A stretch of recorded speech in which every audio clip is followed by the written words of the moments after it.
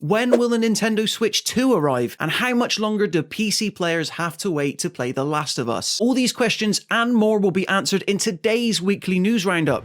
The latest Nintendo Direct gave us our best look yet at Link's new adventure in The Legend of Zelda: Tears of the Kingdom. As well as hinting at a much darker story, the new gameplay trailer showcased a nice look at all of the fresh ways Link himself will be able to traverse around this rundown version of Hyrule. Rideable hovercraft, hot air balloons, and even grindable rails were all fully on display, in addition to the usual bout of ground level exploration that players who played Breath of the Wild will already be familiar with. Overall, this new trailer showcased that Tears of the Kingdom will be full of cool surprises.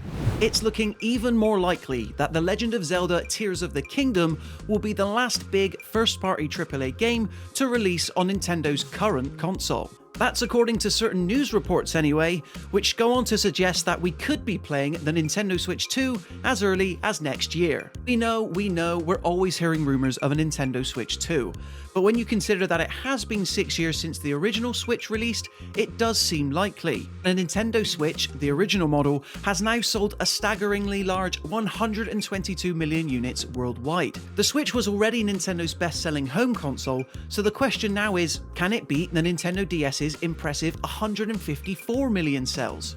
Anything's possible. A PSA for PlayStation Plus subscribers who own a PlayStation 5. Go over to the PlayStation Plus tab and download the PlayStation Plus collection if you haven't already. In a recent email to subscribers, Sony revealed that the impressive selection of 19 games will soon be leaving the service, meaning that impressive titles like Resident Evil 7, The Last of Us Remastered, and even 2018's God of War reboot soon won't be eligible to be added to your download library. This axing of the PlayStation Plus collection arguably couldn't have happened at a much worse time, seeing as that the service continues to bleed and hemorrhage subscribers. This is in spite of the service's recent relaunch, in which everything was retooled in order to try and compete more with Microsoft's impressive Xbox Game Pass lineup. The PlayStation Plus collection was a great deal then, and it still is now, so be sure to add those 19 games to your download library before May 9th.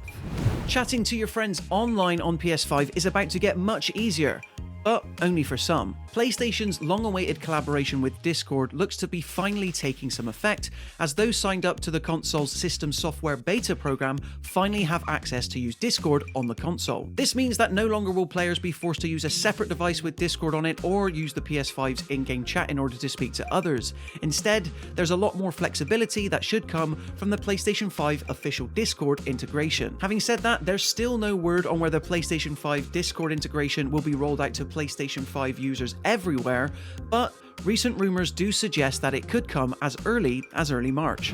It seems that everything is coming up The Last of Us. Well, it turns out that players on PC will have to wait a bit longer to play through Joel and Ellie's original road trip adventure, as The Last of Us Part 1 has been delayed from March 3rd, just 3 weeks, to March 28th. We want to make sure it's in the best shape possible, said Naughty Dog to fans in a recent Twitter update. Sure, The Last of Us Part 1 on PC has been delayed, but it's really not all that much longer until we get to see Joel throw a Molotov cocktail in the face of a modded-in Thomas the Tank Engine. And that just about does it for today's Weekly Glitch. We'll be back next time with even more gaming news goodness, so stay tuned. Until then, happy gaming.